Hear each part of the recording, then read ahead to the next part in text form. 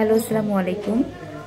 Welcome back to my daily blog. অনেকদিন পরে একটা ডেইলি ব্লগ করবো ইনশাল্লাহ, আজকে চেষ্টা করব। তো আজকে 26শে মার্চ। আজকে আম্মু, আমার ছোট ভাই আসছে, আমার আব্বু তো আগেই আসছে।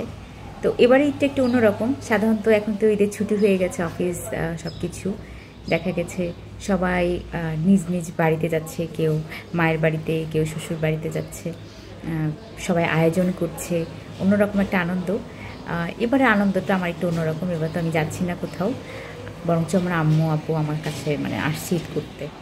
তো এটা একটা ভালো লাগে, তারা আসছে ঈদ করতে, তাদেরও তো ইচ্ছে করে।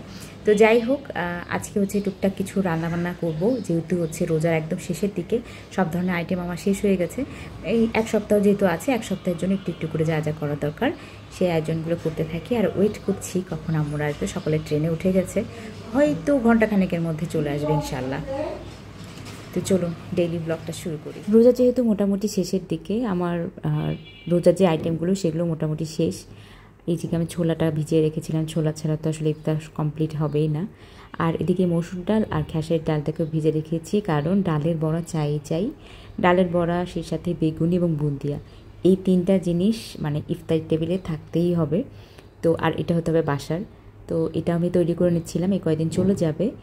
আর এদিকে জাফর হচ্ছে যতই বাইরে ইফতার করুক না কেন বা কোনো প্রোগ্রামে যাক না কেন, তার একটাই কথা থাকে যে বাসায় ইফতারের মতো সে হচ্ছে কোথাও শান্তি পায় না খাবারে।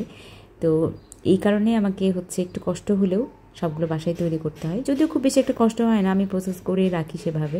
যেহেতু লাস্টের সময় সবগুলো শেষ হয়ে গেছিলো, তো আমি একটু আলু দিয়ে নিচ্ছি। আলু দিলে গ্রেভিটা একটু গাঢ় হয়। অনেকে এখানে আসলে মিষ্টি কুমড়াও ব্যবহার করে, তো দুটাই ভালো লাগে। আমি বেশি করে লবণ আর হলুদ দিয়ে এটাকে সেদ্ধ করতে বসিয়ে দেব। আর এদিকে অপেক্ষা করছি আম্মুদের আসার জন্য, কারণ আম্মুরা অলরেডি ট্রেনে কাছাকাছি চলে এসেছে। আর এইদিকে হচ্ছে আমি গোসলের আগেই রান্নার কাজটা কমপ্লিট করতে যাচ্ছিলাম, কারণ একটু রান্নার প্রেশার আছে। আমাকে এই রাতের রান্না এবং ভোর রাতের রান্নাটা কমপ্লিট করতে হবে, সেই সাথে একটু বিরিয়ানি তৈরি করব, আবার ইফতারিতে টুকটাক যেগুলো আছে সেগুলো করতেই হবে। তো সেগুলো করছিলাম। আর আজকে যেহেতু ছুটির দিন, বাসায় সবাই আছে, মানে জাফরও আছে, আমিও আছি। তো আমি আমার মতো করে করছিলাম, আর একটু পরপর আম্মুর সাথে কথা বলছিলাম কখন কত দূর তারা আসছে। তো আলুটাকে একটু ম্যাশ করে নিচ্ছিলাম। যখন ভুনা করব তখন এটা দিয়ে দিব, তখন ঝোলটা বেশ গাঢ় গাঢ় হয়ে আসবে। আর একটু পরপর আম্মুর সাথে কথা বলছি। আর এদিকে হচ্ছে আমি রান্নাঘরে কাজ করলে দেখা যায় জাফর যদি বাসায় থাকে, ও চেষ্টা করে ঘুরে ফিরে রান্নাঘরে এসে আমাকে হেল্প করার জন্য। এটা সবসময় করে থাকে, এবং আমার শাশুড়িও তাই। যতটুকু সময় পারে আমাকে হেল্প করতে, কোনো কিছু আগিয়ে দিতে, কোনো কিছু কেটে দিতে, কোনো কিছু ধুয়ে দিতে। তো এটা সবসময় করে আলহামদুলিল্লাহ। আসলে যেটা সত্যি কথা সেটা তো বলতেই হবে।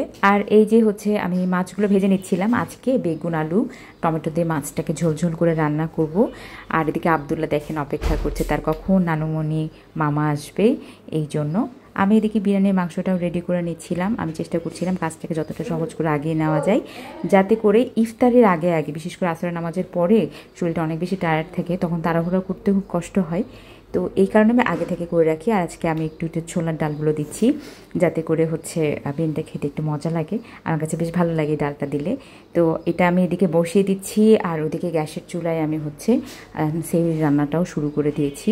আর এদিকে আরও 2 রকম ভাজি হবে, সেটা বলেছে আম্মাই করে নেবে। আমার আসলে একসাথে এতগুলো করতে গেলে অনেকটা দেরি হয়ে যাচ্ছে, তো আম্মা বললো যখন যে এটা করে ফেলে উঠে আসতে, পরেরগুলো উনি করবে। তো যাই হোক, আমি এটা করছি। আর এদিকে আম্মুরাও চলে আসছে আলহামদুলিল্লাহ খুব ভালোভাবে। আব্দুল্লাহ তো খুবই খুশি, খুবই এক্সাইটেড। আর এটা হচ্ছে ইফতারের আগে আমার মোটামুটি সব রান্না কমপ্লিট। এদিকে বড়াটা ভাজছিলাম, পেঁয়াজগুলো ভেজে নিচ্ছিলাম। আমার ইফতারের আগে এত তাড়াহুড়া যে আসলে সেভাবে ভিডিও করা হয়নি। তো এই হচ্ছে আলহামদুলিল্লাহ আমাদের ইফতার।